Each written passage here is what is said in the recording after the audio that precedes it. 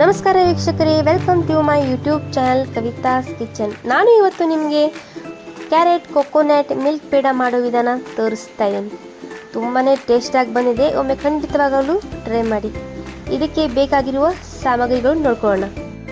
ಅರ್ಧ kilo carrot ತೊಗೊಂಡಿದ್ದೀನಿ, ಹಾಲು,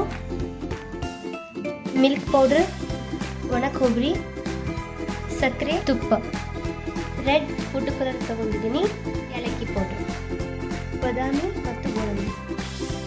ಇಲ್ಲಿ ಒಂದು ಮಿಕ್ಸರ್ ಜಾರ್ ತೊಗೊಂಡಿದ್ದೀನಿ, ಅದಕ್ಕೆ ಕ್ಯಾರೆಟ್ ಹಾಲು ಹಾಕಿ ಪೇಸ್ಟ್ ಮಾಡ್ಕೊಳ್ಳೋಣ. ಕ್ಯಾರೆಟ್ ಪೇಸ್ಟ್ ರೆಡಿಯಾಗಿದೆ. ಇನ್ನೊಂದು ಕಡೆ ಒಂದು ಕಡಾಯಿಯಲ್ಲಿ ರುಬ್ಬಿಕೊಂಡಂತಹ ಕ್ಯಾರೆಟ್ ಪೇಸ್ಟನ್ನು ಹಾಕ್ಕೊಂಡು ಸ್ವಲ್ಪ ಹಸಿ ವಾಸನೆ ಹೋಗೋ ತನಕ ಇದನ್ನು ಫ್ರೈ ಮಾಡ್ಕೊಳ್ಳೋಣ. ನಾ ಇಲ್ಲಿ ರೆಡ್ ಫುಡ್ ಕಲರನ್ನು ಯೂಸ್ ಮಾಡ್ಕೊತಾ ಇದ್ದೀನಿ. ಬಣ್ಣ ನೋಡ್ಕೊಂಡು ಹಾಕೊಳ್ಳಿ, ಸ್ವಲ್ಪ ಡಾರ್ಕ್ ಆದರೆ ಸಾಕಾಗುತ್ತೆ. ಇದನ್ನು ಚೆನ್ನಾಗಿ ಬೇಯಿಸ್ಕೊಳ್ಳೋಣ. ಇವಾಗ ಇದಕ್ಕೆ ನಾನು ಏಲಕ್ಕಿ ಪೌಡರ್ ಹಾಕೊತಾ ಇದ್ದೀನಿ. 3 ಟೇಬಲ್ ಸ್ಪೂನ್ ಇಲ್ಲಿ ಸಕ್ಕರೆ ಮತ್ತು 1 ಟೀ ಸ್ಪೂನನ್ನು ತುಪ್ಪ ಹಾಕಿ ಇದನ್ನು ಚೆನ್ನಾಗಿ ಬೇಯಿಸ್ಕೊಳ್ಳೋಣ. ನೋಡಿ, ನೀರಿನ ಅಂಶ ಎಲ್ಲ ಹೋಗಿದೆ. ಇದನ್ನು ಒಂದು ಮಿಕ್ಸಿಂಗ್ ಬೌಲ್ನಲ್ಲಿ ತಣ್ಣಗಾಗೋದಕ್ಕೆ ಬಿಡ್ತಾ ಇದ್ದೀನಿ.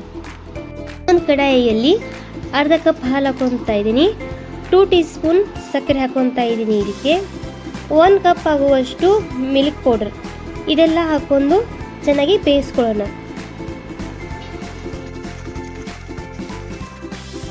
ಇವಾಗ ಇದಕ್ಕೆ 1 ಕಪ್ ಆಗುವಷ್ಟು ಕೊಬ್ಬರಿ ತುರಿಯನ್ನು ಹಾಕೊತಾ ಇದ್ದೀನಿ, 1 ಟೀ ಸ್ಪೂನ್ ತುಪ್ಪ, ಇದನ್ನೆಲ್ಲ ಹಾಕ್ಕೊಂಡು ಬೇಯಿಸ್ಕೊಳ್ಳೋಣ. ಒಂದು ಮಿಕ್ಸಿಂಗ್ ಬೌಲಿಗೆ ಹಾಕೊತಾ ಇದ್ದೀನಿ. ಅದಕ್ಕೆ 1 ಕಪ್ ಆಗುವಷ್ಟು ಗೋಡಂಬಿ ಮತ್ತು ಬಾದಾಮಿನ ಹಾಕಿ ಚೆನ್ನಾಗಿ ಮಿಕ್ಸ್ ಮಾಡ್ಕೊಳ್ಳೋಣ. ನಂತರ ಸಣ್ಣ ಸಣ್ಣ ಉಂಡೆಗಳನ್ನಾಗಿ ಮಾಡ್ಕೊಳ್ಳೋಣ. ನೋಡಿ, ನಾ ಈ ಥರ ಉಂಡೆ ಮಾಡ್ಕೊಂಡಿದ್ದೀನಿ. ಸಣ್ಣ ಉಂಡೆ ನಾನು ಕ್ಯಾರೆಟ್ ತೊಗೊಂಡಿದ್ದೀನಿ.